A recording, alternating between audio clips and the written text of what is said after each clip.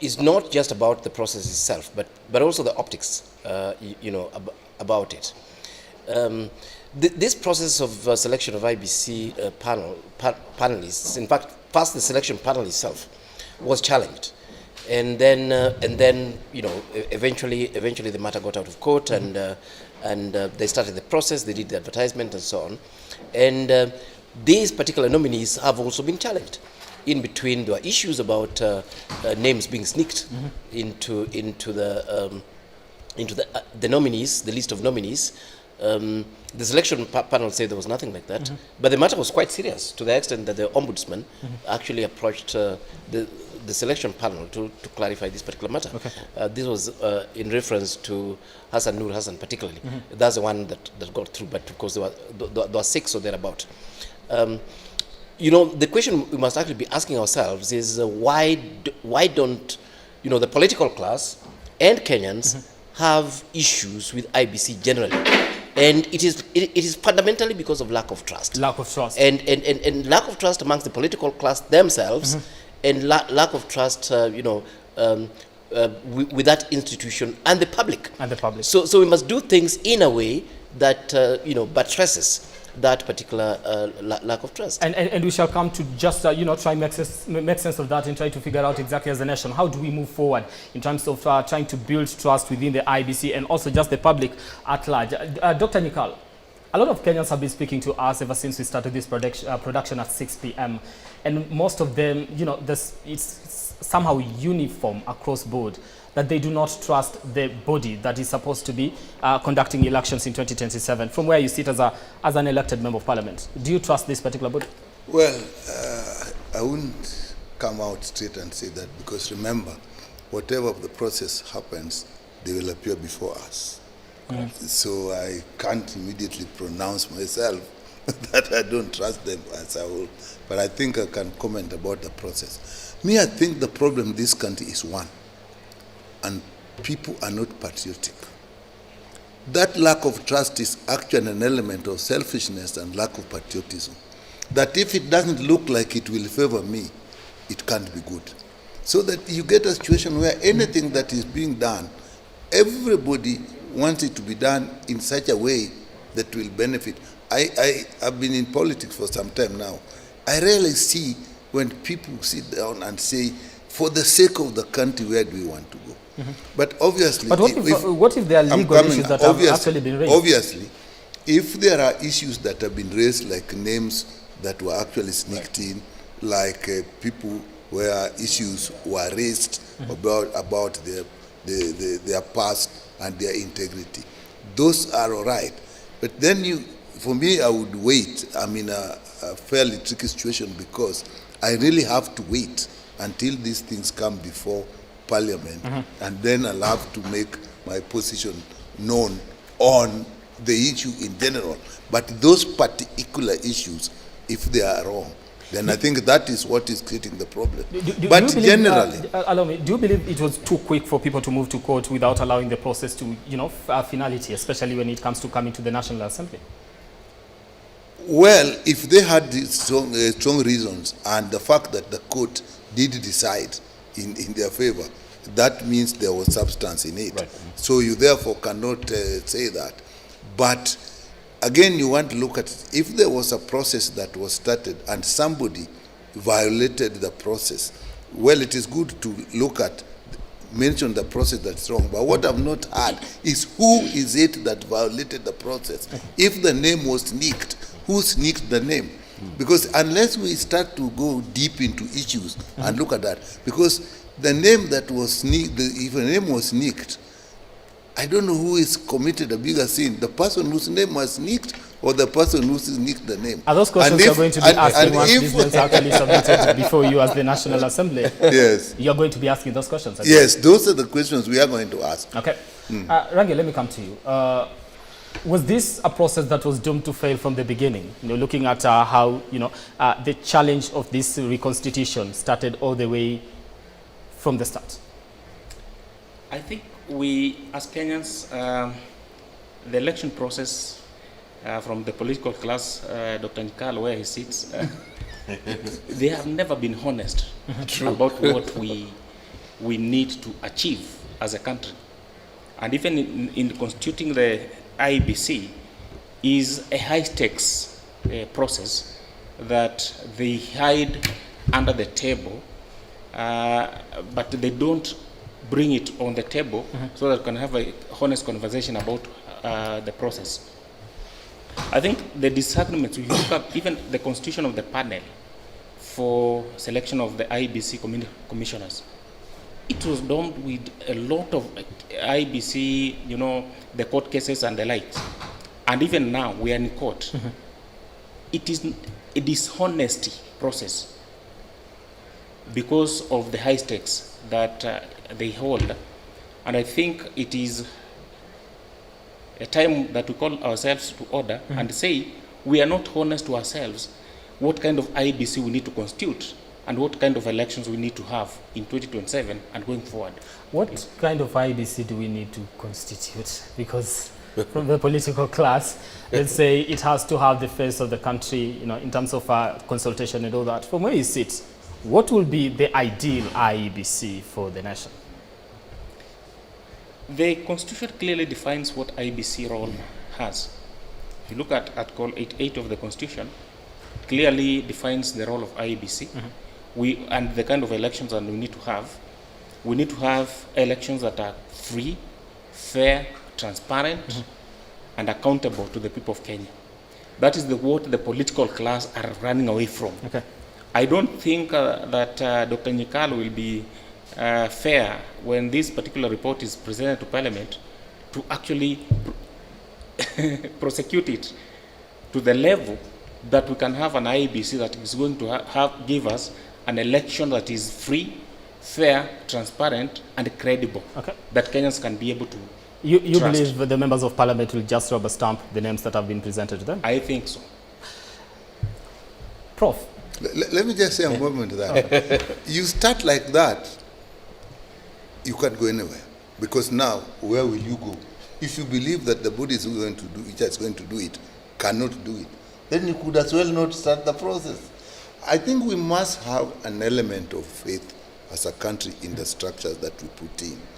You see, as he has put it, if there are laws and it's stated what should be done, structures that should be done, the processes that should be followed, I think it is better to then stick to those processes, those structures, if they're violated.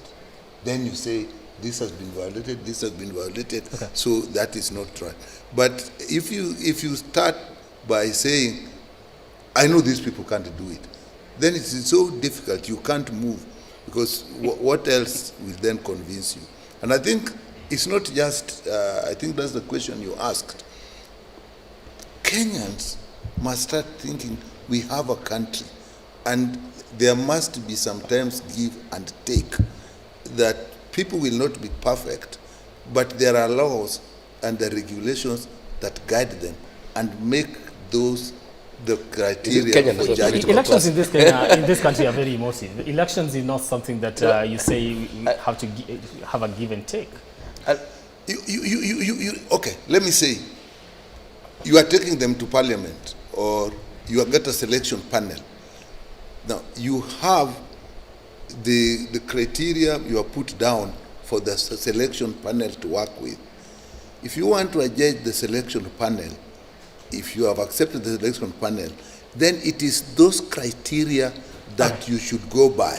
If you start by saying, I don't think this selection panel cannot do it, then you have thrown even the criteria away. Okay. And that is the problem that, is being presented, especially with some of the people that are moving to court, petitioning this particular process. Now, Article 88 of the Constitution, talking about there is established the Independent Electoral and Boundaries Commission. A person is not eligible for appointment as a member of the commission if the person has at any time within the preceding 5 years held office or stood for election as a member of parliament or a county assembly, or a member of the governing body of a political party, or holds any state office.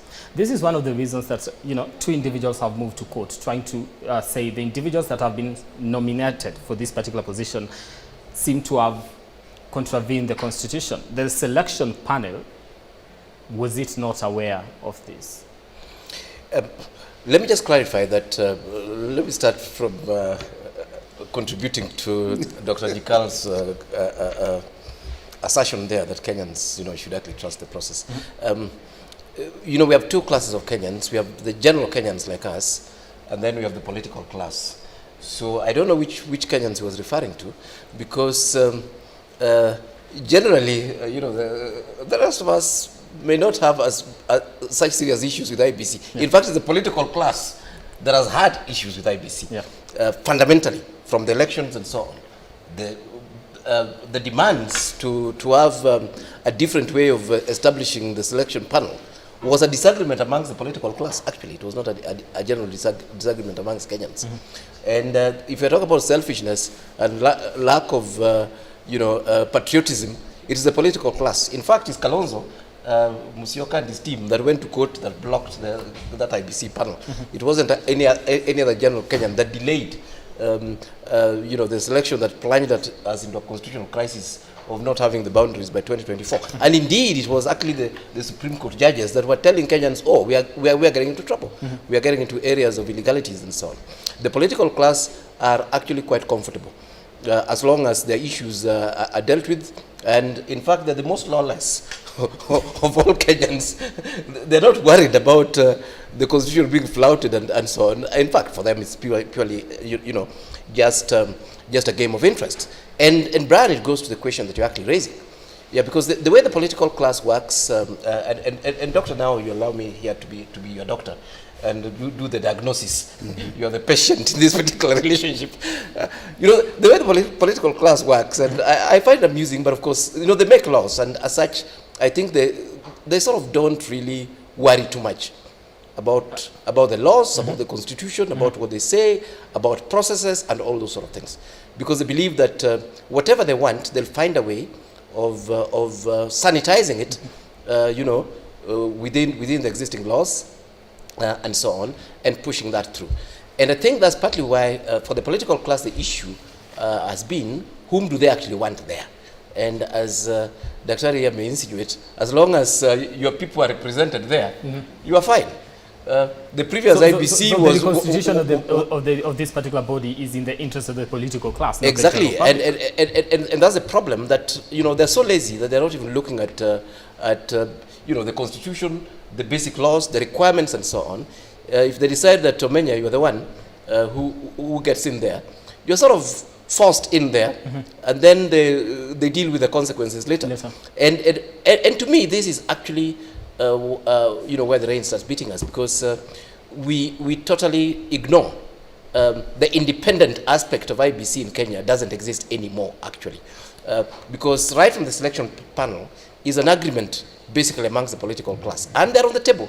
The other players tend to be almost inconsequential, and it goes all the way to the actual commissioner selected. The only reason why we're not hearing a lot of heat is because I think the two major parties sort of got into a marriage arrangement, come we stay arrangement, and that way then they're agreed on most of the commissioners that are in there. If they were in the previous relationship that was headed towards divorce, we'll be getting a lot of heat than light, through this particular process. Okay. But having said that, we as Kenyans are concerned generally. We are concerned not just about the faith in the IEBC, but we are concerned because, of course, we don't make laws, and we don't think that whatever. We are concerned about the illegalities that involves, that are involved both in the processes, as you're saying. It's very clear who can actually become a commissioner and so on. Right. And we are seeing some of those things being flouted. We are also concerned about, just flouting the constitution by the IEBC not being in place. Okay. In fact, currently, I would actually argue that basically the work of the IEBC has been left to the courts now, because we are in that realm where nobody knows what to do in a situation where there are no commissioners. For example, in the Meru case, we don't have commissioners, but IEBC has to certify.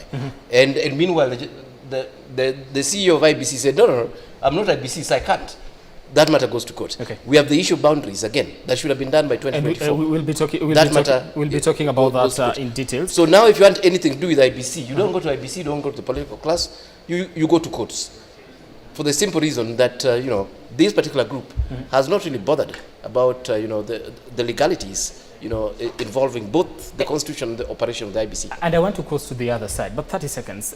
Looking at this, what we've been able to say, because from somebody that looks from outside inwards, you're like, it is very clear that what is supposed to happen as far as the constitution is concerned. Correct.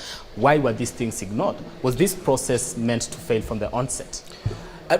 And Brian, that's the point I was saying. Eh? If you check, for example, how the IBC has been constituted in the past, basically the politicians don't really look at the law, as it were. What they do is that they host trade, and then they sort of agree in terms of how that is to be done. So it's a sort of political consensus, okay. And then they pass it into law. So in a way, they're always generating a law or laws that then sanitizes their position to actually take this institution forward. Okay. And another thing that of course, it's a good thing that what you're talking about here is actually quite political, but without elements of objectivity, we lose the independence in the independence boundaries and electoral commission, and then the same political class, having realized that they were actually hoodwinked by the other side, will be back on the streets saying how unfair IBC was. All right. Let me ask a simple just a question. moment. Let me cross to the other side. I'll come back to you, of course. And yes, we cross over to Mumbi Shege, I believe, in Studio B with her panel there to, try continue this particular conversation as we make sense of exactly what is happening in the country with the issues to do with the reconstitution of the IEBC in readiness for the 2027 elections. Mumbi. It's all about the reconstitution of the IEBC Commission 2 months before the general elections. We still don't have an IEBC in place. That's what we're tackling tonight. A lot of trust deficit from a lot of Kenyans we have spoken to, and on our social media handles just talking about they have no trust with the nominees. And with me tonight on this side to help us better understand what's really going on is next to me is Churchill Suba, who is a governance expert. Karibu sana. We also have a former member of parliament from Mwingi, Joe Mutambu. Karibu sana. We also have Joshua Kipto, who is a lawyer and a governance expert. Thank you so much for coming and making time for us, gentlemen. Let me start with you, Churchill Suba.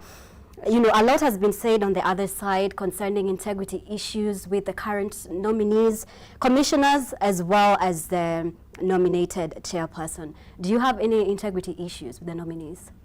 Thank you very much. First of all, I'm contributing on this first as one who was part of the framers of the 2010 Constitution. Right.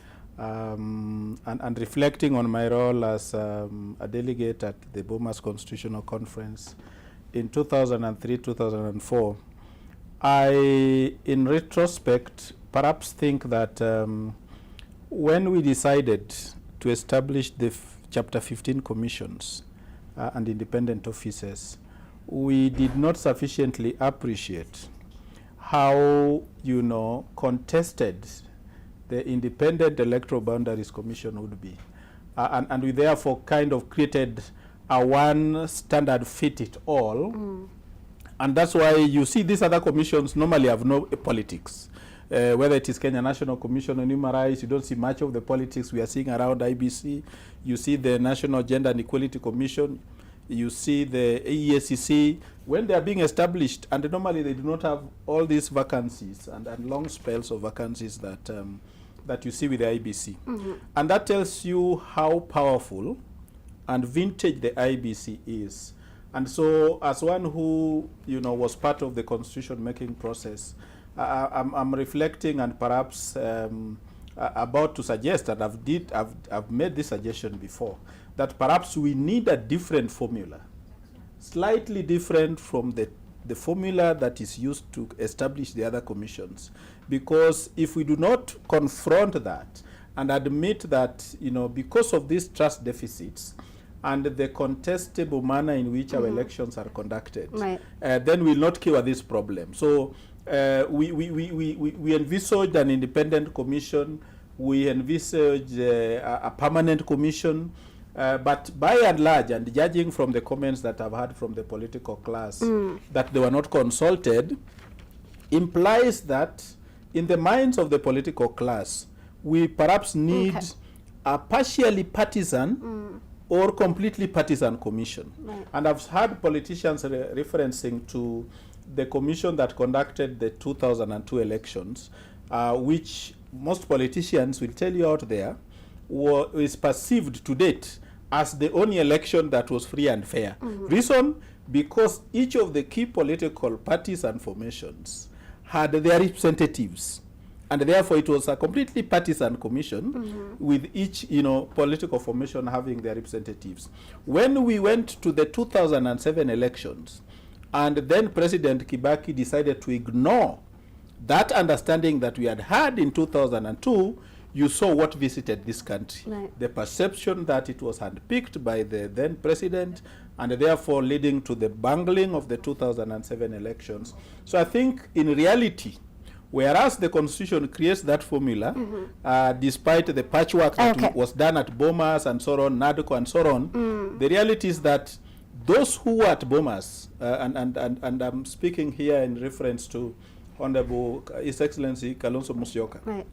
who co-chaired the NADCO process at Bomas. I remember appearing before them and making suggestions. On how so if he's the one now doubting the very process, even after ensuring that his own or his party's nominee was part of the panel, then that tells you that we are not out of the woods. Okay, let's get to Muheshimiwa. The whole vetting process has been stopped by the High Court because of integrity issues, the whole process, the legality of the process. And the National Assembly insists that it will go on with the process of vetting them. What do you make of that?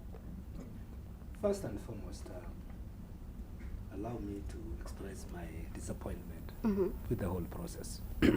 I am a pilot by profession, and there's a principle we say, nothing goes wrong, it starts wrong.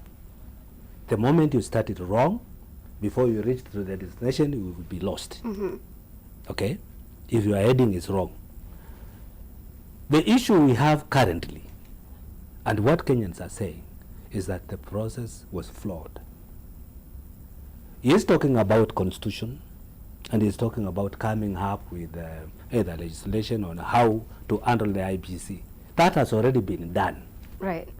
Because the legislation is there, the constitution is there, how to elect or to select the panel is there, how to select the commissioners and the chairman and whatever.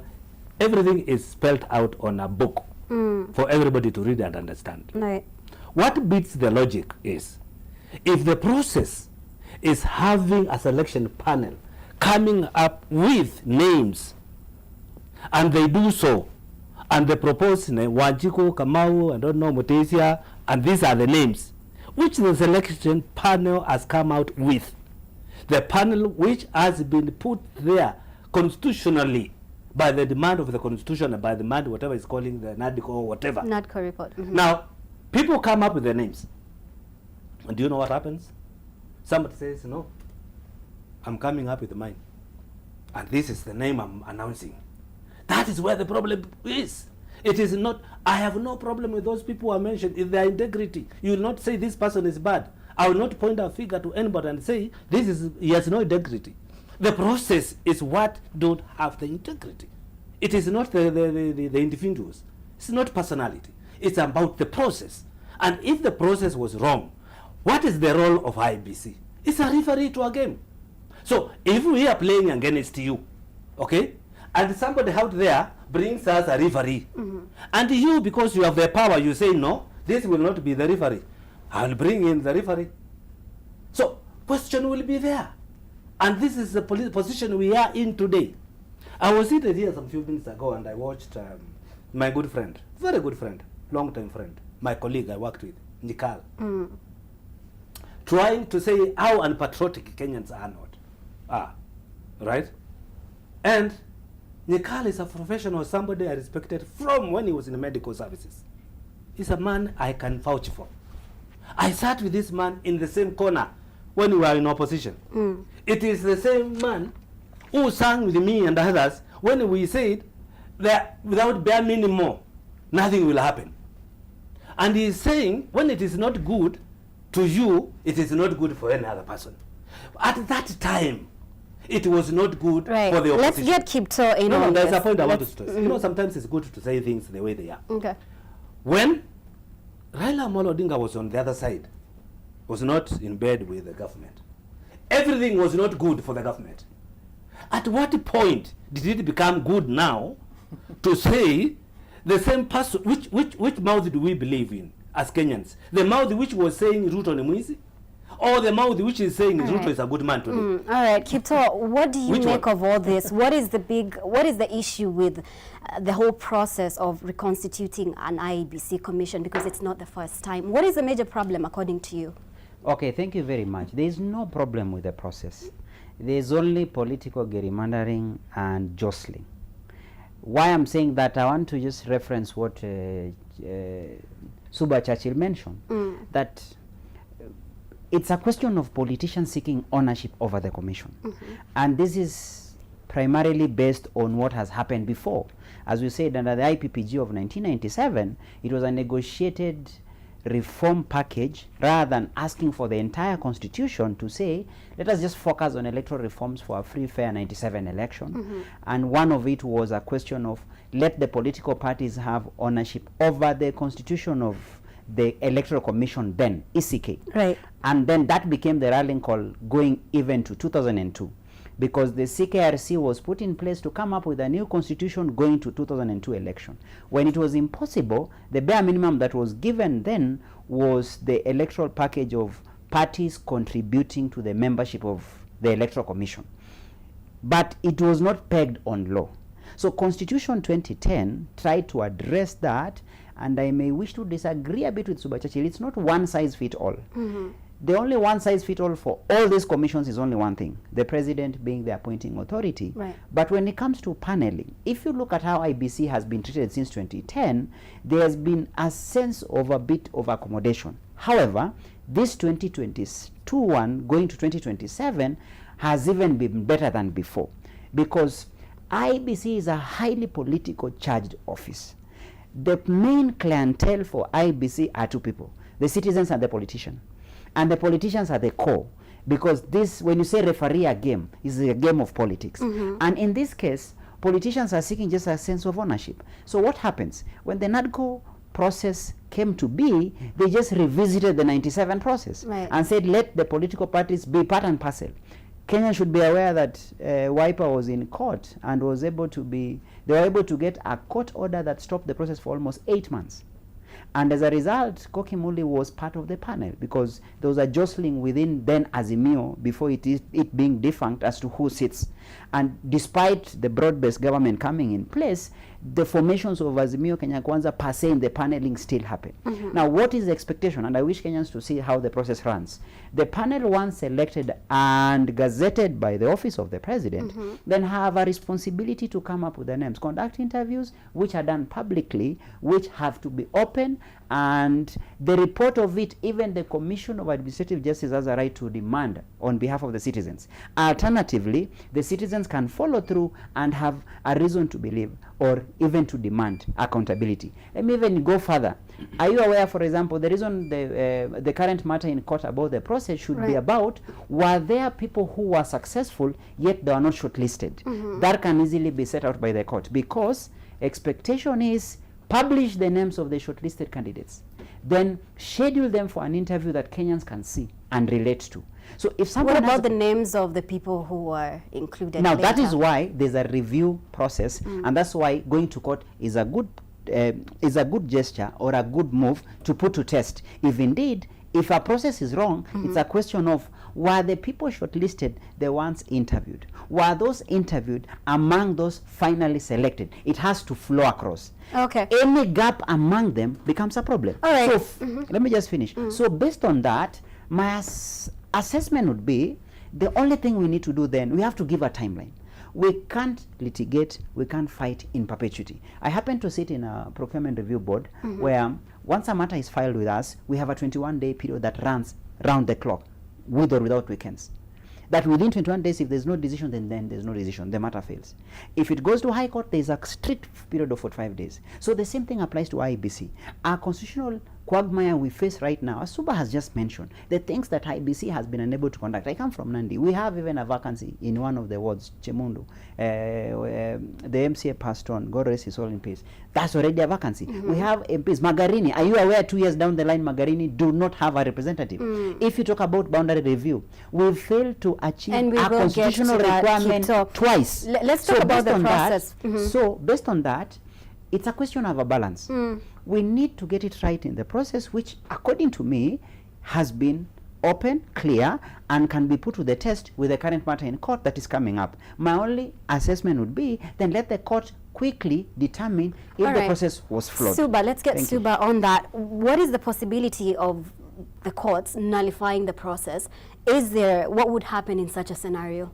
Does that mean that we go back to the drawing board? Yeah, of course it would mean, but I do not, of course, anticipate, I do not want to second guess the courts, because that would amount to contempt. It's a matter before it. But looking at, you know, the sheer number of nominees that are being contested is almost 6. The chairperson and I think 4 or 5 other commissioners, or would-be commissioners. I closely monitor the process, and I'm one of those, as a civil society actor, did appeal to some of the applicants, and especially those that had been seen to have openly associated with political formations, and we asked them to consider, you know, getting out of the process and voluntarily, you know, stepping aside. And I don't want to mention names, but I think the names are out there with the people. And when one of the applicants, Katwa Kigen, a very prominent lawyer in this country, did decline to show up, I seized on that moment to also ask 2 of those who had applied for the chairmanship to consider also publicly, you know, denouncing their interest in the process. And I'm glad, if you asked me, that the appointing authority did consider and it demonstrated some sensitivity to those public, you know, sentiments, because they were legitimate, and people had reason, and there was a matter in court that perhaps will be withdrawn at some point in time, contesting some of those names that I publicly, in a statement, you know, asked. If you look at, of course, the contestation is mostly around the addendum. There was this other list that had, you know, 6 or so other names. Yes. We always see such lists, addendums, in most of the adverts. At times we have seen adverts placed in the papers, and then the following year you see they are cancelled, and then they are re-advertised. If the selection panel is able, of course it is now defunct. I don't think they have even a legal status. But if they were to be asked and say, and I'm sure they explained that to the Commission on Administrative Justice, that look, we had a mistake and there was that outcry out there, and these people's names could be traced to the original people who had applied. All right. If that explanation can be offered, then I think that can be remedied. I don't think it was such a big problem. I think the main outcry is that one of the nominees that has been forwarded to Parliament has come from that addendum, and I think that is the contention. And then, of course, there are issues around whether any of them, you know, contested in the last election, because the provisions of Article 88 is that for one to qualify for appointment, which has not been done, you know, the word is appointment. So nobody has been appointed yet, but the laws, the Constitution, the Supreme Law says, for one to be qualified for appointment, that person ought not to have participated or contested in an election for parliamentary or ward, and 2, be a state officer, which is what most of these people do. When they have been vetted and cleared, they tend to resign before the appointment is made. So those are some of the issues that I think are before court, and we leave it to the wisdom of the court to rely on the law and the facts and make a determination. But if you asked me, I would generally say that the process, in my view, was fairly open, transparent. All right. If you asked me, I closely monitored some of the interviews, and in particular, I would tell you, the person who has been nominated to chair that commission performed exceptionally well. All right, Both as chairperson let me just stop there, get Mheshimiwa's views on this. IEBC told Supreme Court that it would be illegal to hold the general elections 2027 without, the whole process of delimitation. We're going to be getting to that, and we'll get the views of my guests, but let's first get to Theo, who is on the other side, just to get feedback from Kenyans, what they're saying on this important matter. Theo? All right, many thanks, Mumbi Shege. I'm coming to you from Studio C. And indeed, the countdown to 2027 is on. A pending IEBC awaiting vetting by Parliament is in place. However, the names have elicited a flurry of reactions, more so from a section of the political class, who are conspicuously pointing at close ties by some of the commissioners to powerful figures in government. Now, the political class has already spoken. And now tonight is your turn, our dear viewer, to also tell us whether you, as the ultimate decision maker, trust the nominated IEBC Commission with the 2027 general elections. And so we ask you tonight, are you confident in the IEBC conducting free and fair polls? Are you confident with the IEBC conducting free and fair polls? And straight away to our social media platforms, we begin with X, that is at K24TV and at Kameme TV. Sam Wekesa on X saying, "Missina time ya kuaminia watu wa IEBC, wametumika vibaya sana before. Sahi ni kama remix ya ile corruption ya last time." That is just a section of the comments coming in from X, or formerly Twitter. Let's now also see Vanessa Atieno on the question of the day. Vanessa Atieno says, "Hata ukicheki vile walipewa nafasi, si kama public ili have voice, ni kama waligawana slots. Hakuna trust." That's on X. We also have Derek Miner on X saying, "Mi huona ni kama mchezo. IEBC hawana say, wanangoja tu maorders za juu. Tumezoea hiyo script." That is Derek Miner on X. Lynette Kemboy also on X at K24TV and at Kameme TV saying, "Hii IEBC mpya ni copy paste ya ile ya last time. Same drama, same lies, different faces."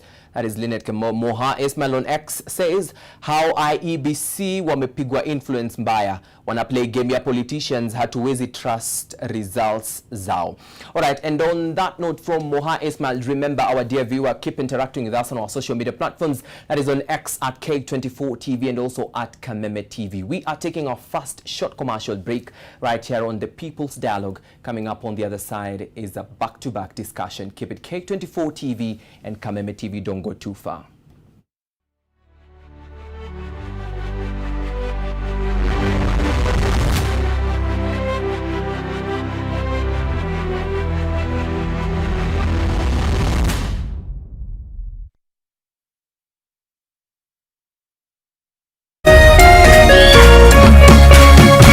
Kameme TV, Muthegi wa Rũrĩrĩ. Asante kwa kunipigia simu. Simu yako nitaipokea kwa muda usiokuwa mrefu. Na nisipoishika, usijali. Nitakupigia mimi mwenyewe. Kupata nitakupigia kama sikiza tune yako, piga *811 *617#.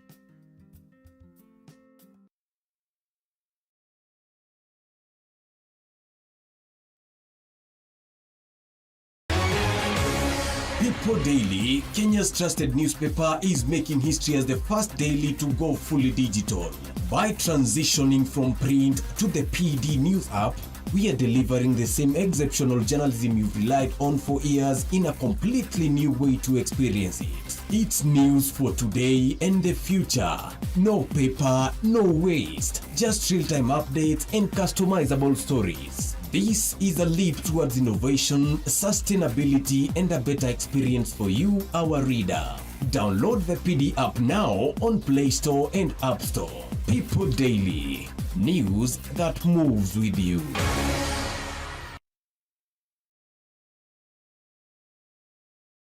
Usife moyo, weka matumaini yako hai. Ipo siku maombi yako yatatimia. Ipo siku neema itashuka maishani mwako. Zidi kuweka matumaini yako hai. Kwegwatira skiza tune tumaini hihinya *811 *48# wegwatira skiza tune tumaini thimwene yaku mothe *811 *48#.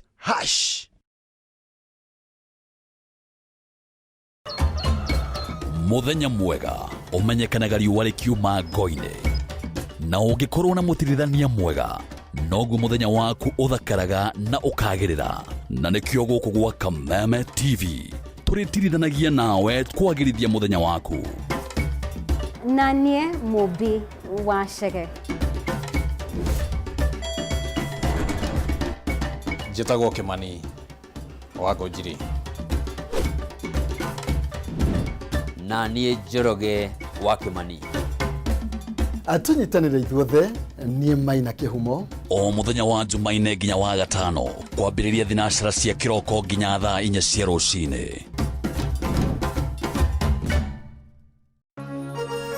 Hihi wina kĩũria kana woni wĩgiĩ umemerekia wa Kameme TV?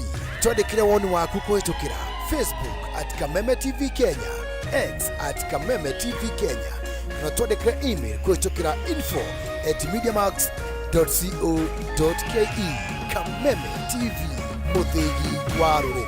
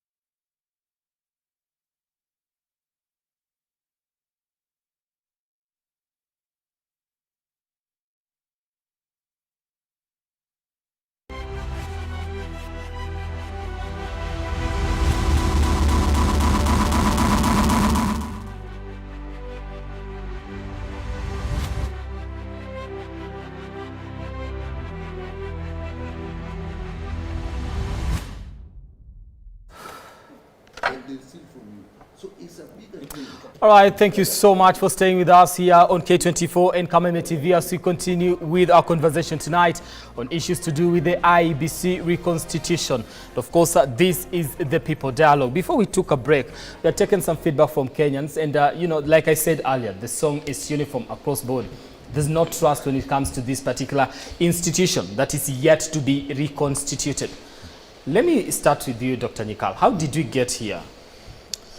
How we got here is actually over the years, way back. You know, when you started, I started seeing, even when I was a small child, actually first, the earliest I can remember is actually the first election. I was a small child, but I could remember people getting elected. And the electoral process itself, in my view, has actually become increasingly I think it's increasingly not easy to trust. And my view is the role of money, the way money is used in the electoral process over the years, the process over the years, and generally also leadership, so that when people have been put in leadership, you find that people have not delivered to the expectation. But you are in a country of amazing contrast, or contrast also, because the same time when people are even put in position of leadership, whether they're elected, whether they're just administrative posts, there is also a very strange expectation in this country that when people are in these positions, one, they'll improve themselves, two, they'll improve the lot of their own people. so that a person is looked at and say, look at this guy. This guy is this, but look at, he doesn't even have this. Look at his house. He has been given a good job. He hasn't even employed people from. I'll tell you, when I was a doctor and working in public, what struck me the first time was that my relatives were actually coming when I was in hospital, and I would cross the line and see them earlier. And one day when we were at home, they were complaining, those hospitals, unless you know somebody, you don't get treated. And I told them, from now on, if you come, they press you that when they come, you help them by jumping the line. Then they start complaining that in those places, if you don't know anybody, you get treated. So what has happened as a country is the ethos of the country. I do not know at what level, but I guess if we at one time will get a level where the top leadership, let me say the president, actually sets the pace. I've seen these presidents, Kenyatta, the old Kenyatta, the Mzee Kenyatta died when I was actually an intern, so I could actually see his leadership. I saw President Moi. I was even chair of Kenya Medical Association, so I interacted with him. I saw President Kibaki, and I saw Uhuru. The leadership at the top sets a pace. Correct. It sets a pace so that you look at it like let me talk about governance. The way during the Kibaki era, we were really keen on structures and systems that worked. There was not as much politicking. So what I'm saying, the leadership at the top, the elected leadership, the people themselves, we have to look at ourselves as a nation. When do we start trusting each other? When you are saying we don't trust you, ask yourself, do people trust you yourself? All right. If you can't answer that question, then start by saying, how do I make people trust me? Okay. Let me come to you, Rangi. We are yet to actually reconstitute the IEBC, and there's quite a lot when it comes to what they expected to do. But let's start with the delimitation of boundaries, because that's now a requirement. If we continue on this trajectory, are we missing the timelines that are very important as far as the Constitution is concerned? We have missed. Definitely, Brian, we have missed the timelines. The Constitution says that we should limited the boundaries between 8 and 12 years. Yes, correct. And the 12th year was in, I think, March 2024. We are past that. Right. So we have missed the timelines. And I think it's out of that particular aspect of the mistrust we have around the constitution of the IEBC, which was to be in place to put this particular process in progress. So the issue is that we must agree that we have missed the timelines. We have the IEBC coming in place. I don't know what time it will come in place, because we have a court case now. It can drag up to next year. And we need to see what kind of mechanism will Parliament be putting in place, Dr. Nikal here, to ensure that do we have boundaries delimitation taking place, but not happening or being executed in 2027, but can happen in 2032 going forward. But the fact is that we have missed the timelines because of the mistrust we have in the constitution of the IEBC and the delays that we have. You know, IEBC from the parliament of the panel that came up to shortlist, even an interview, the IEBC commissioners, was taken to court. It took a lot of time. We have now the commissioners have been presented to Parliament, but we have court cases. The question we need to ask ourselves, because of the mistrust, who is in court? Is it us citizens or the political class hiding behind ourselves to go to court and delay? What is likely to happen if we continue with this trajectory, if at all, what you're saying? And I want to quote that and say, quote unquote, the political class, because Dr. Nikal has, is opposed to that particular, title, calling them the political class. if we continue on this trajectory and say, you know, there are court cases after court cases after court cases, and also this question is actually linked to what was asked in the other studio, what are we looking at in the coming days? Are we looking at an election in 2027? What are we looking at? We will have elections in 2027. I don't think we'll delay it, but IEBC will, the commissioners will come on board very late, deliberately, so that we can have shambolic elections to benefit some people in the political class. Okay.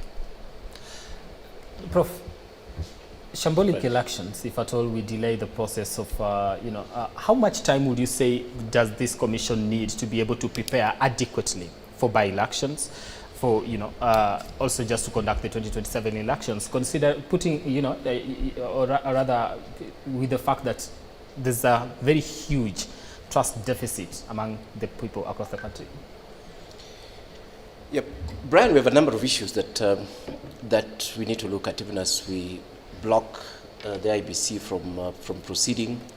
And I think if you're not careful, there'll be a lot of areas around which the 2027 elections may be challenged, emanating directly from the way IEBC is meant to conduct its business. Yeah, because number one, this IEBC is meant to be permanent anyway. They're meant to be doing voter education. They're meant to be, putting systems and structures in place. They're meant to be, registration of persons is meant to be continuous and must be done with the full commission. This is not just the secretariat role, it's IEBC, with the commissioners. Of course, we mentioned the issue of the boundaries. That's already a constitutional issue, of course, subject to interpretation, of course. There's so many issues that are involved here, issues around effective representation, issues around technology, issues around preparedness, and so on. And I think, despite the fact that some of these things don't have a timeline, and rightly so, because we expect this commission to be permanent. So we expect it to be working throughout. This whole idea that, we establish IEBC for the sole purpose of rubber stamping elections is actually wrong. And I think even as we squabble, we must actually go back to the IEBC Act, look at what IEBC is actually meant to do, and see the sort of damage that we have by not having IEBC in for this long. 3 years. We only have 2 years to elections. And yes, as far as I'm concerned, IEBC should never be a break. IEBC commissioners should be there until the term end, and the new ones are meant to come immediately. So what has happened is already plunging us in crisis, because a lot of the functions that IEBC is meant to take, if I pick that continuous voter registration, how continuous is it when you've got 3 years, 4 years, without any registration at all? So we are looking at a possibility of people moving to court and saying the role that you actually mandated as far as the Constitution is concerned has not been actually, you didn't go. In fact, we are not even looking at people moving to court. We are looking at people remaining in court. Because even for me, as far as I'm concerned now, a lot of these provisions of what IEBC is meant to do when the commission is meant to be in place, there's so many issues and so many gaps that now almost every role of IEBC, you have to go to court for the court to tell you how either the law, you can go around the law, or interpret the law differently, and so on. The straightforward interpretation of the law in terms of the role of IEBC is already becoming very, very difficult, because a lot of those have actually been flouted, the direct ones. So we have to go back to the courts, all the way to Supreme Court, to be able to interpret this for us. And it's not just Kenyans. It is IEBC itself. IEBC itself is in the Constitutional Court, trying to understand its mandate, given this quagmire that we are in. So for me, the sooner we sort out this mess, the better, because at least we'll have stopped digging. And yes, there'll be issues, but there'll be less. Okay. Dr. Jika. We are actually in a constitutional crisis in my mind. Yes. And has been there for years. Late last year, or even before the last election, the issue was, are we going to have elections without review of the boundaries? Yes. So that has not been resolved.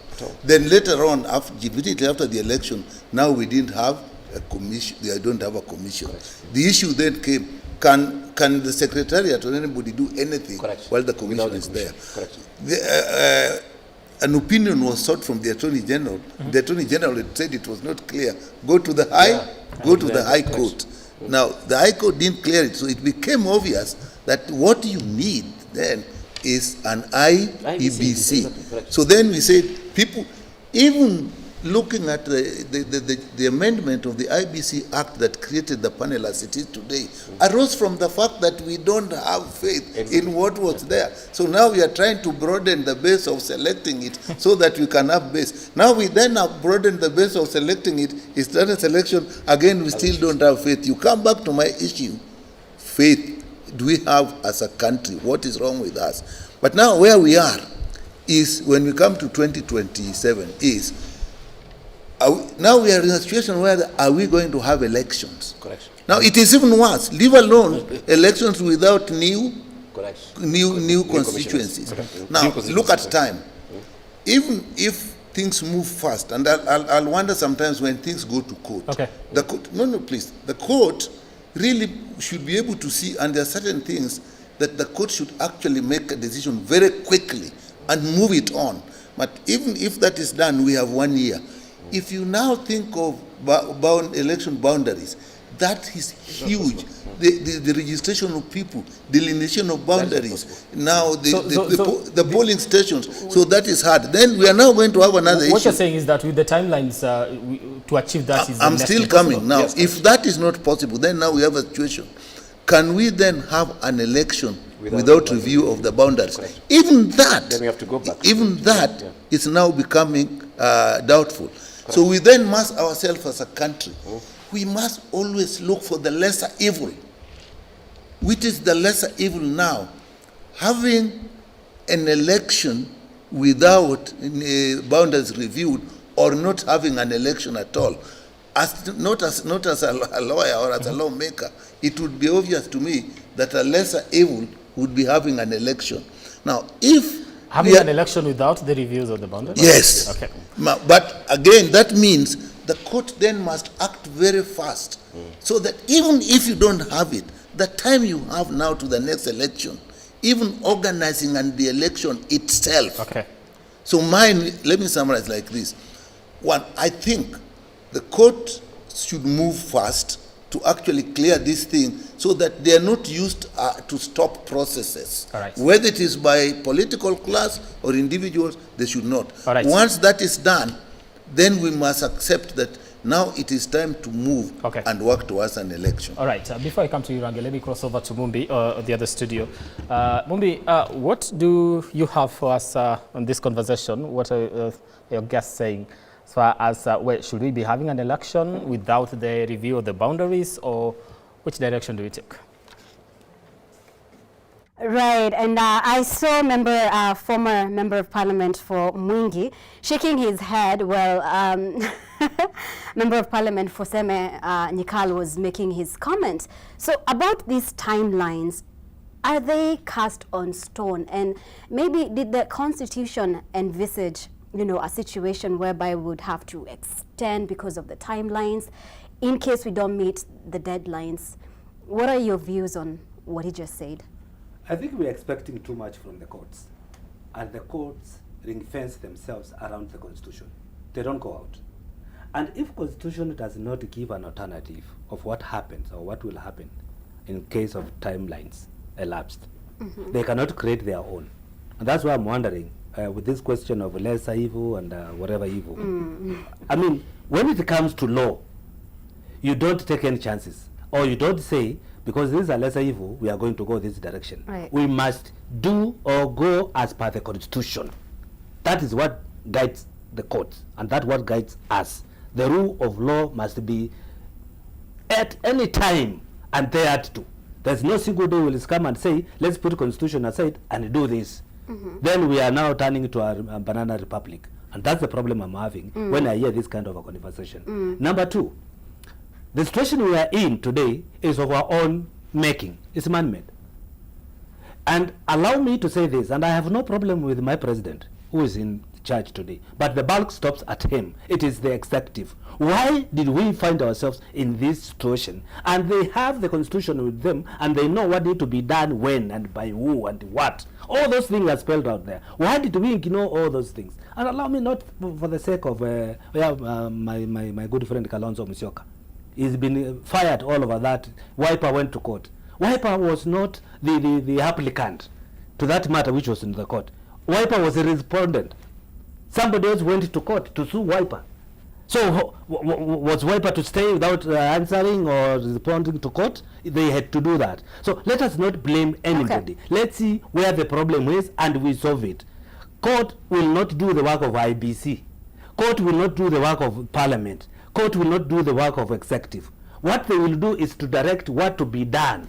And what we appreciate is what is coming out from the court, the direction they gave, that they will issue directives on 29th of this month. Yeah. So we need to appreciate that. And once the direction is issued, we need to follow it. The issue of timelines is in the hands of the members of parliament, because they are the ones who make laws. If they wish to extend or to minimize the time frame of doing what, they can do that. But because it is there in the constitution, you can term as is casted in a stone, and there is nobody who can overturn that. If that is the case, I will go and overturn my member of parliament and I say I'm the one who was elected. Maybe a quick answer to that. Two things. We have two matters in court, right? The first one is the current matter where the court has only issued temporary conservatory orders against the vetting. It has not stopped per se. It has just it has temporarily suspended the process.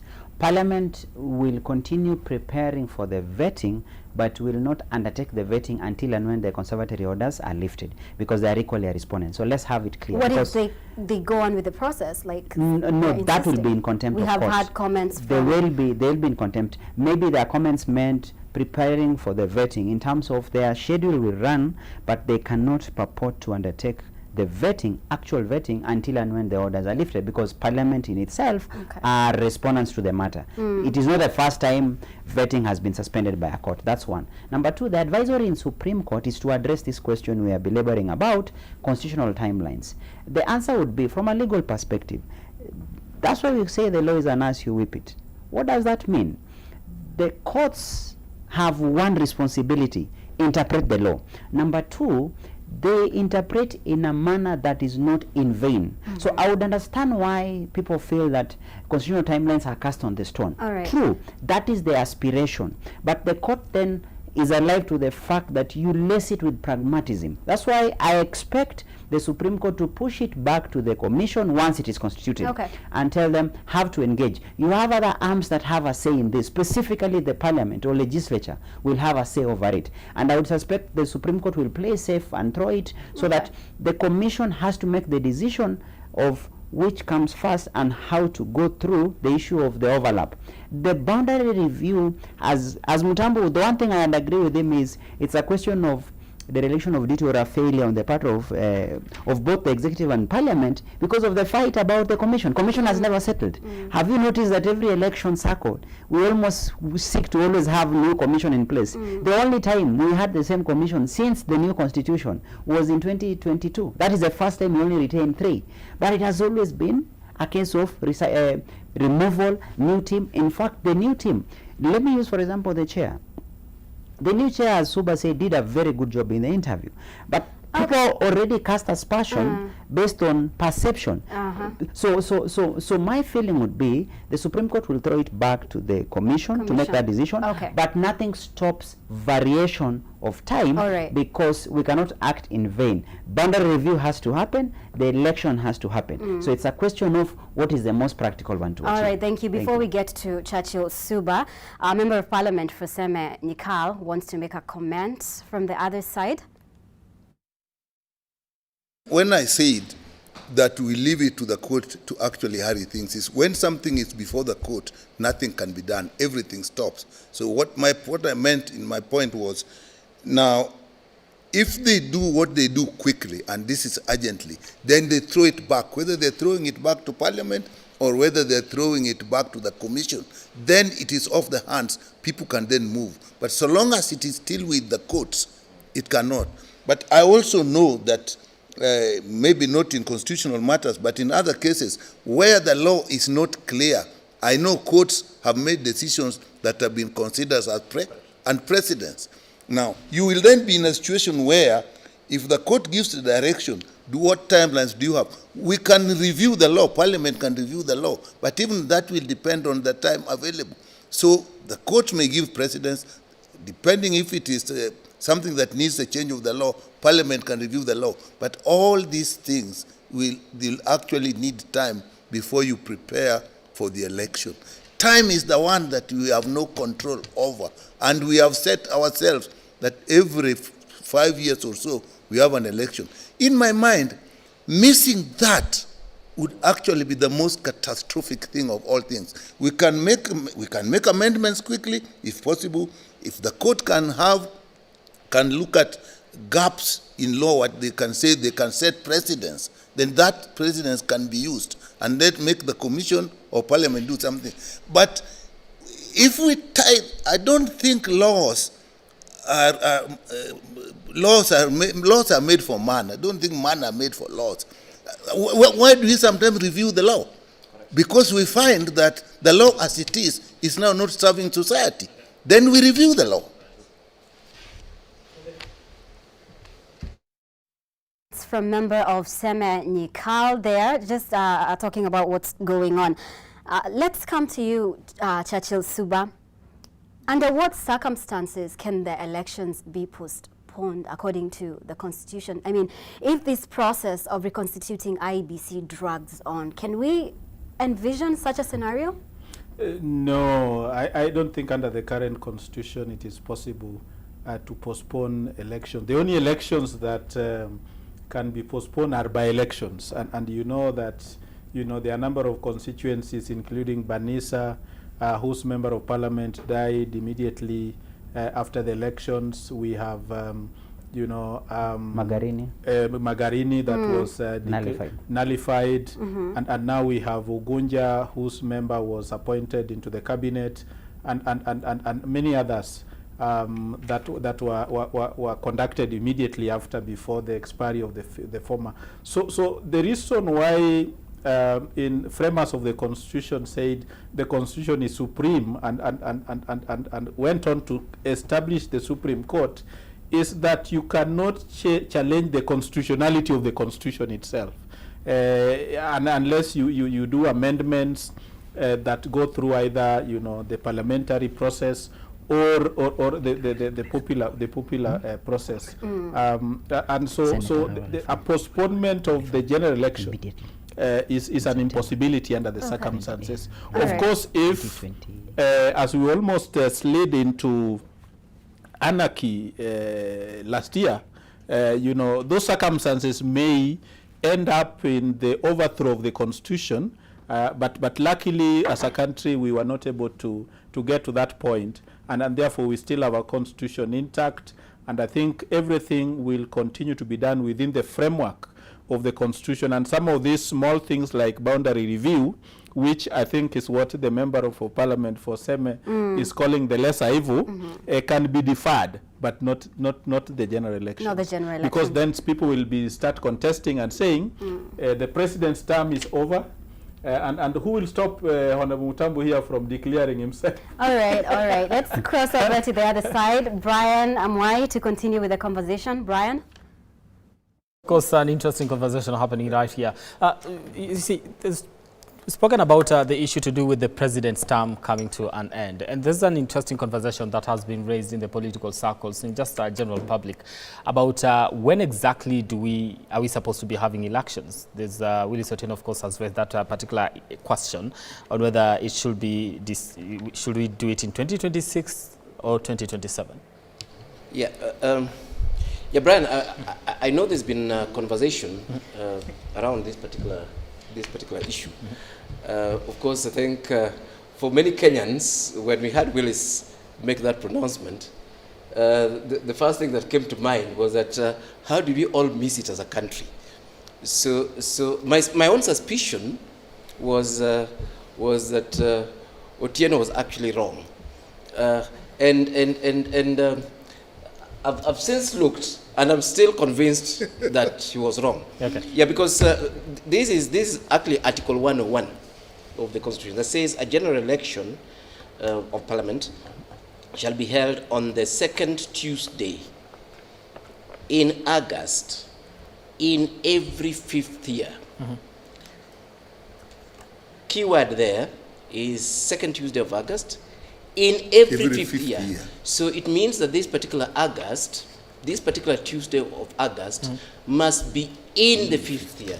The question is, 5th year from when? Okay. I think Otieno was counting, Otieno's maths was a bit, Otieno's reference, he was counting from the general election. Thereby arguing that if you hold an election from the 2nd of August to the 2nd of the other August, you'll be out of the 5th year. But if you look at it, that Parliament actually gets in place when parliamentarians are sworn in.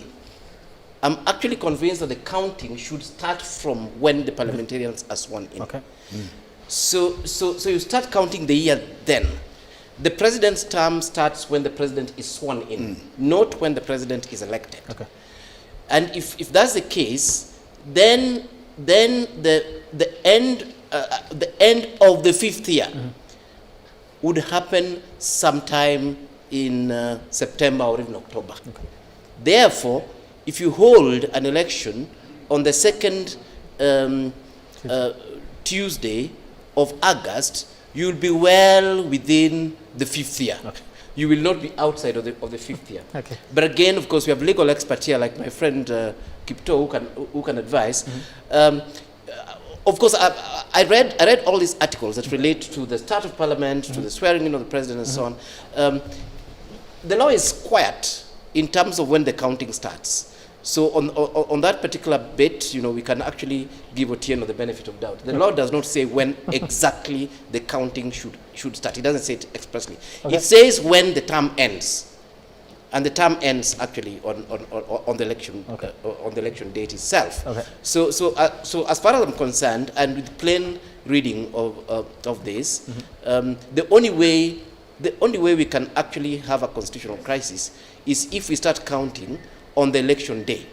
And just common sense, not even on the basis of law, why should we start counting on that day? That is a day when when we determine who will represent us, right. But it's not the day they start representing us. Okay. They actually start representing us, common sense, on the day they're sworn in. All right. And that's the practice in Kenya. Okay. You start your work on the day, ile siku, even the president said, akiweka tu Biblia chini.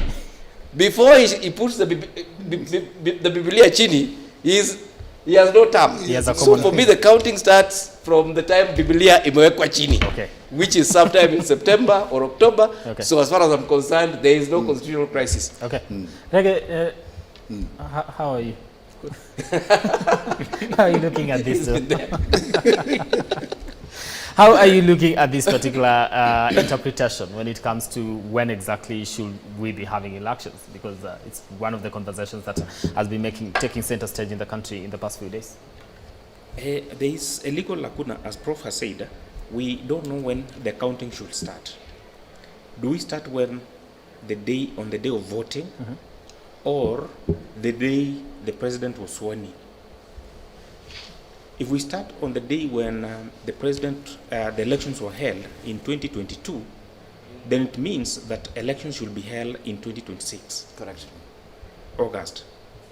If we start counting from the day when the president was sworn in, then it means we go to 2027. Correct. But we need to have a legal interpretation. Correct. So that we know exactly where do we start counting. Clarify. Yeah. What is this 5th year? Is it when the elections were held or when they were sworn in? But remember, it's only the presidential elections that can be deferred because of the petitions in the Supreme Court and the like. What about the members of parliament? Yeah? As far as I know, you actually are a member of parliament from the day you are sworn in. Before you are sworn in, you are not a member of parliament. So, and most of the times you'll be sworn in actually in September.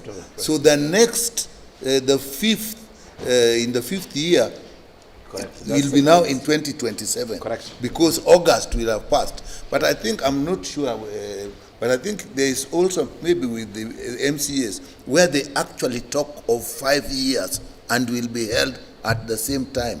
I think MCAs, the term is actually stated as 5 years. Okay. Now, if you have taken that and it says the election will be held at the same time, so that alone now actually will strengthen the fact that it will go to September. Okay, we were told we have a legal school in the house, so I don't know. Kipto, if you can, Joshua Kipto, of course, if you can hear me, I don't know, what will be the right interpretation on this one so that we settle this matter once and for all? Do we have elections in 2026 or in 2027? Studio B. Thank you very much. I don't know if I'm... Yes. Good. So thank you very much. I think law and governance envisions a case where there's clarity without more or less ambiguity. And this question that was raised by my senior, I think Willis Otieno, was more of a mathematical concern than a legal concern. Because what is the expectation? What is the lifespan of a dispensation? It is 5-year cycle. So on a bare minimum, we ask ourselves, the life of parliament, the life of the presidency, have they served a whole 5-year term? On the face of it, without getting into mathematical contest, on the face of it, let's count, for example, if elections, which not even if, elections were held in 2022 August, and the president was sworn in by September 2022, give and take 1 month difference, no much difference around it. The law has envisioned transitional clauses. When you have a president in place and there's a new president coming in, whether by retirement or an electoral contest, the transitional period is a give and take 1 month because of the Supreme Court process. But if you count the number of years that a president sits or the parliamentary sits, it should be just a 5-year cycle, complete 5 years up to the next election cycle. I'm not yet convinced that we have a crisis of any kind, okay, and get bogged down by the fact that by the 2027 will be done. Because if you count from 2022 to 23 to 24 to 25 to 26 to 27, it's a complete 5-year period. Look at our budget, because they are all synchronized. Our budgetary cycle fits into that. The life of parliament fits into that. The life of presidency fits into that. But let it be a case of a mathematical contest as to how do you arrive at it. So the threshold expected of law should be a complete 5-year period, 5 calendar years of service, and with that, as we speak, no crisis of any kind can be.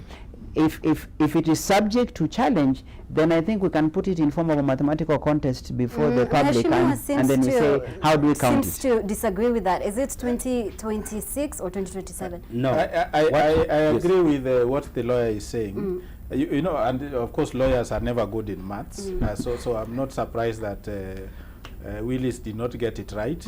That if you even counted mathematically, from August 2022 to 2023 is 1 year, 2024 2nd year, 2025 3rd year, 2026 4th, and 2027 5th year. So it's just a question of you know, people being mischievous, and lawyers can be mischievous, and if you get a lawyer, 2 lawyers in the same room, they'll all have their own misinterpretation. But his argument is that elections are held after 5 years, but not, you know, after the full completion of 5 years. No. So how is 26 full completion? Let me help you.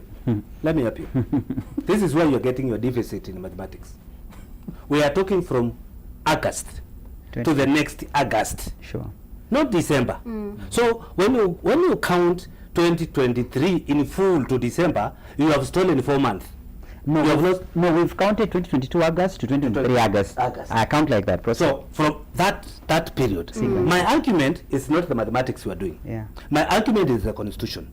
And I will tell you, the former Constitution, the Constitution which we had a time frame for Parliament, for president and for councillors by then. There were no MCAs. And the term was spelled 5-year term. This constitution we have today, and I want you to go to it, there is nowhere is defining 5-year term for either president or for member of parliament. The only candidate who is given 5-year term is MCA, which says MCA will go for 5 years. But on the same breath, the same constitution took it away from MCAs and said that the election for MCAs will be held together with. And that's why when the MCAs went to court, okay, the judges were easy to, found it easy to tell them, yes, constitution gave you this, but it took it away. So the argument here is, do we have time frame? The same constitution has said elections shall be held once every 5 years. On the second Tuesday of August every 5 years. Absolutely. Within the 5 years, read the constitution. Not within, it doesn't say within, it says, read me out, Article 136, Section 2. It says presidential elections must happen on the second Tuesday of August every 5 years. Doesn't say within. So every 5 years. Every 5 so years. So it's just about semantics. And all right, let's just we're clearly out of time. Given everything that's going on, you know, given the timelines, there's a lot the IEBC needs to do. Procurement of KIMS kits, voter registration, civic education, a lot in 2 years. Let's start with you. Do you think Kenyans are guaranteed a free and fair election? Very short. I think the incoming commissioners need to be given time to demonstrate their capacity. Okay. It is too early to doubt their capability to render free and fair elections, and I think we need to give them the benefit of the doubt to get into the office and deliver. And I say the process, if you asked me, I give it over 80%. All right. Legitimacy. I have under 2 minutes. Mheshimiwa, your final comments on. I will not be quick to judge those who have been appointed or selected because you don't know their ability. They have never been there. The only problem we are having is how they were brought in. And that's what Kenyans are having suspicion with. Because if the process indicates that the commissions must be selected in this manner, then those who are selected and they pronounced and they say these are the names we took to the president, then you see another list. Then the problem starts there. That raises questions. My final submissions to Kenyans were, let's look at history. IEBC and elections is a legally binding process that has been tested within time in our courts of law. Okay. Going to the 2022 elections, there are so many litigations that strengthened the conduct of elections going to 22. One major take home, the chairman of IEBC is not the one to guarantee or to dictate who becomes the president. Actually, the most fundamental change that happened in 22 for Kenyans to take key cognizant, thanks to a court process, the final tally or the voter or the votes declared at the polling station are the most consequential. Before 22, it was a different challenge of going to Bomas. But since 22, the final vote is what is declared at the polling station. And thanks to that, we can say we cannot judge harshly and cast aspersion until and when the commission is in place and the process runs, which requires time. All right, thank you so much. Gentlemen, with me tonight has been Joshua Kipto, lawyer, governance expert. We also had former Member of Parliament for Mwingi, Joe Mutambu. Thank you so much. We also have Churchill Suba, governance expert. Thank you so much, gentlemen, for being a part of this very important conversation. That does it from this side. Asanteni sana, everybody who has been part of this, your contributions. Thank you so much. That's a wrap from this side. I'll now be handing over to Brian Amoy. My name is Mombi Chege. Good night. Brian? I also just want to take final remarks from my guests here on this other side. Let me start with you. But I want us to look at one of the issues that have been presented in court as far as the reconstitution of this particular body is concerned. And one of the things that the petitioners are arguing is that it's not inclusive, saying that Lower Eastern and Upper Eastern regions have actually been left out, considering that you have two people from the Rift Valley. Yet, when the Prime Cabinet Secretary was giving a statement just yesterday on the issues to do with the reconstitution of IEBC, he said you can't have all tribes represented in the IEBC. What's your take on that as a finalist?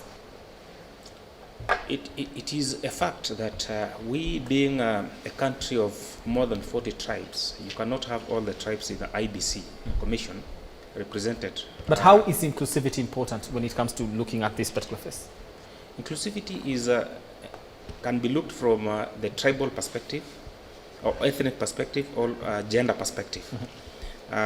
If we don't have enough slots to have, for example, all the 44 or plus ethnic communities represented, then it's mathematically not possible to have all of them included in the IEBC commission.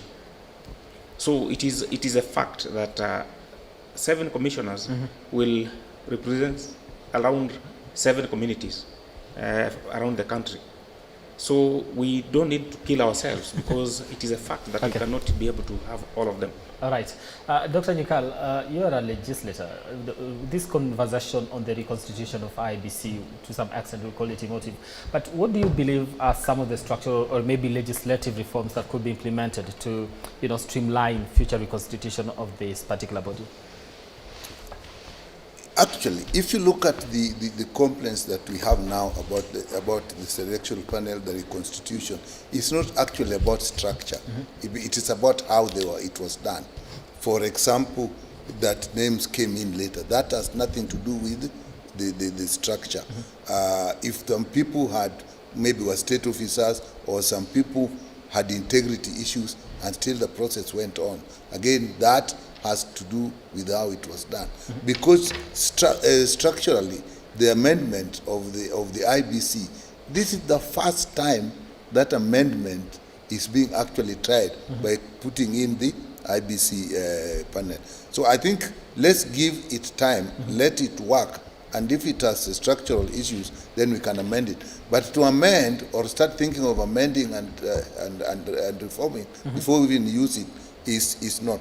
The only structural reform I can see is the relationship between the commission and the secretariat. That is an area maybe we could look at, because in the past it did look like, I think maybe even now, it looked like the commission itself was very executive, to the point that sometimes you would have a conflict between the chair and the CEO. But in my mind, in governance, that only means the structure. The structure has not been done properly. But that's, I don't think, requires law. That can be an administrative process.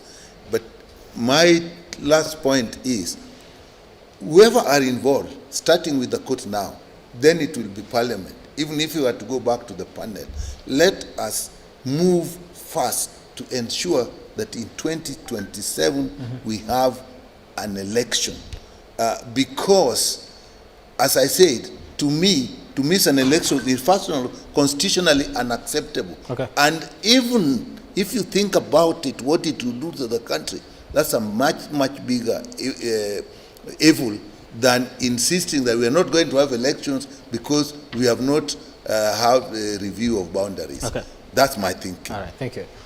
Professor, as we wind up, as you make your final remarks, also touch on the issue to do with the involvement of the opposition in this, because according to the law, are they really supposed to be consulted when it comes to the reconstitution of this? And I know we are going to talk about NARCO report if we go that particular direction, but is it really a necessity? Not really. I think the issue really is that the political players are the ones who have actually been complaining about the constitution of the IEBC. But then, like we're saying, the law envisaged an independent constitutional commission, not what is IPPG, not a commission that is basically negotiated amongst the political classes. So that's not a constitutional issue. It's a practical political issue, and that is sort of how we've chosen to go about that. And you'll see that all these, I would call them practical, but some of them are just optics. I think the most amusing one is this one of inclusion and the face of Kenya.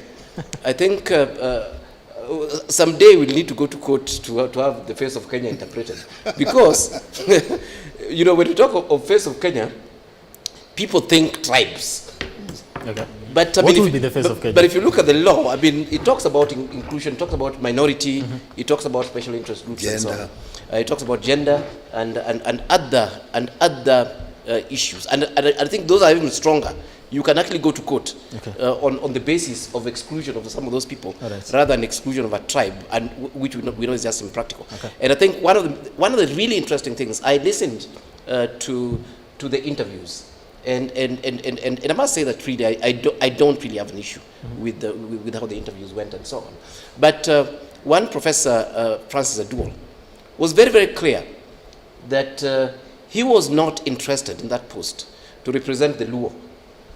He said it was coming in because of his expertise relating to delineation of boundaries, you know, as a surveyor and so on. So he was bringing in a special interest, but also special skill that is needed urgently by the commission. So again, to start looking at these commissioners as simply representing tribes is foolish. I think even on the face of it, some of them might be representing the president even more than they represent some tribes outside them. But would you say the names that have been presented there, you know, final, the names that people have a problem with, and that's why they are in court, is it a legitimate case to argue? No, definitely. I think when people raise some of these issues, like the case of Hassan Nur, I think there are two issues here. That claim that his name was, that he didn't go through the process, as Dr. Nikala has highlighted here, that people have a problem with the process, not necessarily with the name. I think the other bit is fear that ironically comes from competence, because we know generally how effective former provincial administrators were in executing their roles, and I've interacted with a lot of those people. They were actually very good at what they did. And I think the big fear normally is that if you have these provincial commissioners and they're pushing for a particular interest, you know, they are really going to run over you know, your people there and get the job that they were given done. So that's just a fear that is not based on anything. But definitely the issue of the process is something that I think I would, if it's indeed confirmed that the name of Hassan Nur was sneaked in, I wouldn't bother whether he was the best person or not. I would actually say, because there was no fidelity to the process, then in fact it should be excluded. All right. Thank you so much, Professor Alfredo Menyo, of course, Dr. James Nikal, and we have, what's that name? Rangi. I'm almost calling you Range. Thank you so much for your time here. I want to cross over to Theo Masharia, who is on standby with what Kenyans are saying online as far as the reconstitution of IEBC is concerned. Theo. All right, that's in order. Brian Amwai, all the way from Studio A. Quite a heated up discussion about the state of the IEBC or IEBC in-tray on today's edition of the People's Dialogue. And just right from what's happening in studio, also across the socials, a number of reactions and interactions coming through our social media platforms. That is X at K24 TV and also at Kameme TV official. Let's now start sampling a number of the comments just as we wrap this up tonight. We start with the question of the day. Remember, that was, are you confident in the IEBC conducting free and fair polls? That is one of the questions, or that was our question of the day tonight about the IEBC entry. Let's start with Facebook, or let's finish up with Facebook. One boy is saying, honestly, I don't believe the new IEBC can deliver a free and fair election. The process of appointing them wasn't transparent and it feels politically influenced. That's on Facebook. Otieno also on Facebook says, we've been here before, they change faces but keep the same system. I have no faith that this IEBC will be any different from the previous ones. Still also on Facebook, we have Fatma Hassan saying, I don't trust the new IEBC at all. There are already signs of bias and I don't think they can stand up to political pressure. Also still on Facebook, Peter Kiplangat on Facebook, I think the IEBC is compromised. Most of the people appointed seem to serve political interests, not the public. Also, another one on Facebook, that is at K24 TV, and at Kameme TV, that is Grace Njeri, saying there is no accountability. If past elections are anything to go by, I highly doubt this new team will give us credible election. From Grace Njeri, we now move to Abdi on Facebook. The IEBC is supposed to be independent, but the way it was formed makes that very hard to believe. I don't expect a fair outcome. Karen Achieng on Facebook also says nothing has changed, just new names, same story. We are tired of being lied to every election cycle. Quite a flurry of reactions on Facebook. Also, Mwangi from Facebook saying the appointment of the commissioners was politically charged. This makes me question their ability to be neutral and fair. And also Lea Atieno says, I have zero confidence in the new IEBC. Still also Rogito Arap Ngeno on Facebook saying the IEBC was constituted by Mr. President Naniyake. Kenyans have nothing to do with it. Indeed, quite heated up feedback on Facebook. That was Rogito Arap Ngeno. Many thanks, our dear viewer, for interacting with us on our social media platforms. I want to say thank you. Them that are on Facebook, X, and even on WhatsApp, and even on our SMS line. Many thanks for sticking with us. We appreciate your comment and your feedback on today's edition of the People's Dialogue. And right about now, I return it back to my colleague in Studio A, Brian Amwai. Take it on.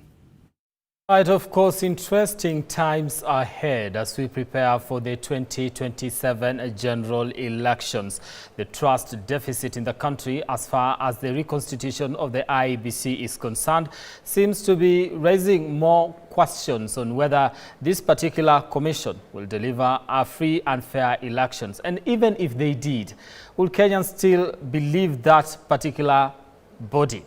Will they believe the results, whether they were fair or not, considering the fact that from the onset, that trust is not there? The question we should be asking as a nation moving forward, how do we ensure that we build trust in institutions that do put our democracy to test? My name is Brian Amwai. Once again, I want to say thank you so much to the guests that I've had in studio.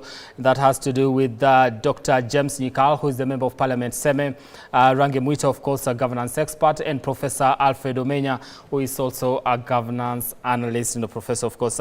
Professor, it's been a minute. Thank you so much for making time tonight. On behalf of everyone that made it a success, I do want to thank you so much for watching. Of course, I wasn't alone. I did have Mumbi Shege in the other studio, who was there with her guests trying to make sense of the conversation we are having this particular evening as far as the reconstitution of IEBC is concerned. And of course, the one and only Theo Masharia has been on feedback, bringing us up to speed with what you're saying as far as this conversation is concerned. And your voice has been amplified here on the People Dialogue. My name is Brian Amwai. Do have yourselves a lovely night. Let's do this again when God says it.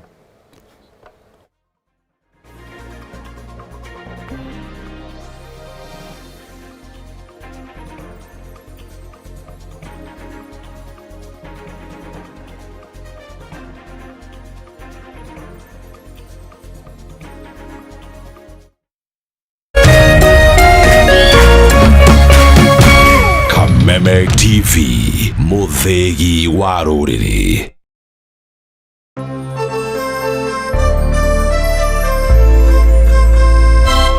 Naeza kuwa sina godfather, sina any support system, lakini kwa uwezo wake Mwenyezi Mungu, in one way or the other, one day one time, mambo yangu itakuja kuwa sawa. One day one time. Kwegwatira skize tune one day one time. Hihinya star 811 star 227 hasha. Wegwatira skize tune one day one time. Dhimoine yaku omothi star 811 star 227 hash.